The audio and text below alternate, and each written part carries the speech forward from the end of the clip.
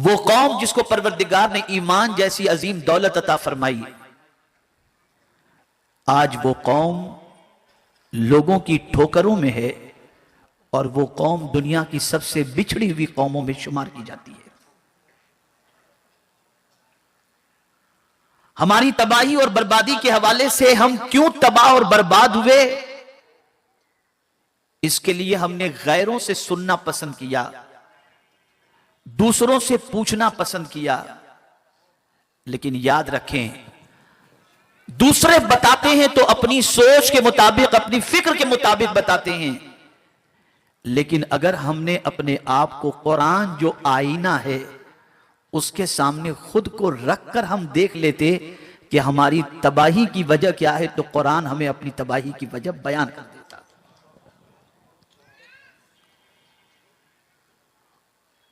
कुरान मुकद्दस अल्लाह की वो अजीम तरीन किताब है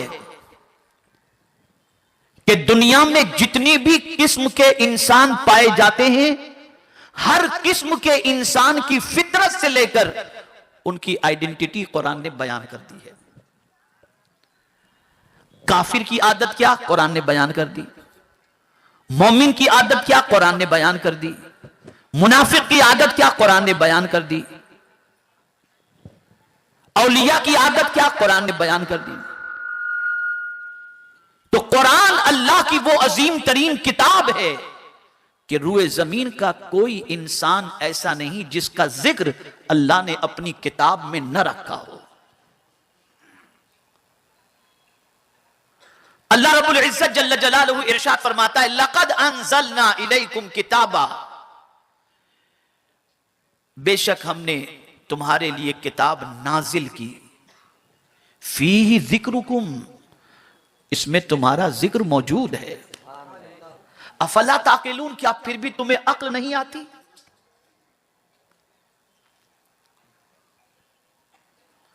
सहाबा खुद को कुरान से तलाश करते थे कि हम कुरान के एतबार से किस कैटेगरी में हैं, किस जुमरे में हैं। औलिया खुद को कुरान के जरिए तलाश करते थे कि वो किस कैटेगरी में हैं, किस स्टेटस पर हैं। मैं 2-3 मिसालें आपके सामने पेश कर दूं ताकि आप अच्छी तरीके से मेरी गुफ्तगू को समाअत फरमा सकें।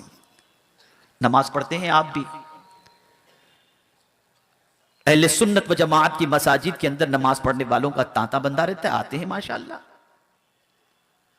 कुछ घर में पढ़ते हैं, कुछ मस्जिद में पढ़ते हैं, लेकिन पढ़ने वालों की कैफियत का अंदाजा लगाइएगा कि आखिर नमाज पढ़ने के बावजूद उनकी जिंदगी से कोताहियां और बुराइयां दूर क्यों नहीं हो रही?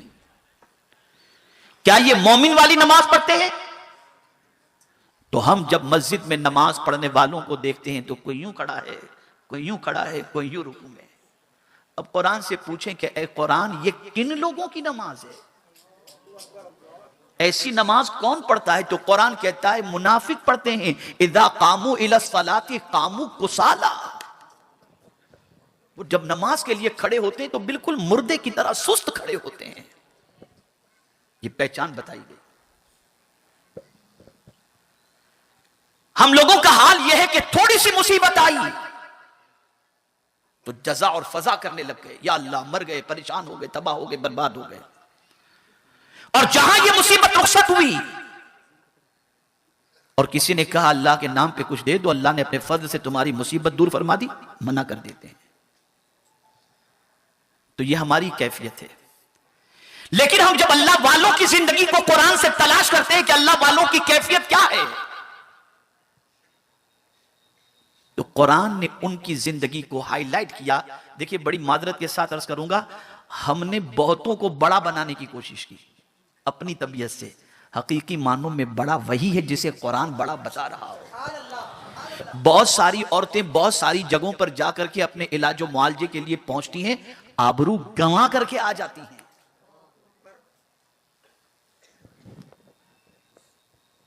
तो अब आप देखिए कुरान क्या कहता है, इन्नल इंसान खुलिक़ा हलूआ इज़ा मस्सहु शर्रु जज़ूआ व इज़ा मस्सहुल खैरु मनूआ इल्लल मुसल्लीन अल्लज़ीना हुम अला सलातिहिम दाइमून। हमें थोड़ी मुसीबत पहुंचती है तो हम शोर मचाते हैं और ये कहते हैं मैं 5 टाइम का नमाजी हूं, फिर मुसीबत। और अगर मुसीबत टल जाती है और राहत की जिंदगी आती है तो हम अल्लाह के नाम पर देने से मना करते हैं। लेकिन कुरान ने कहा कि मुसीबत में कौन नहीं रोता। अल्लाह वाले मुसीबत पे शोर नहीं मचाते। अल्लाह वालों की जिंदगी में मुसीबत के दिनों के अंदर भी इत्मीनान की लकीरें उनकी पेशानी से नुमाया होती हैं। क्या कोई यह साबित कर सकता है कि करबला में इमाम हुसैन की पेशानी के ऊपर बल था?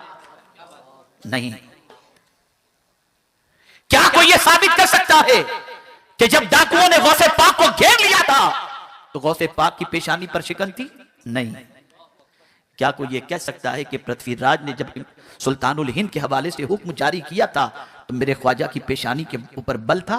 नहीं।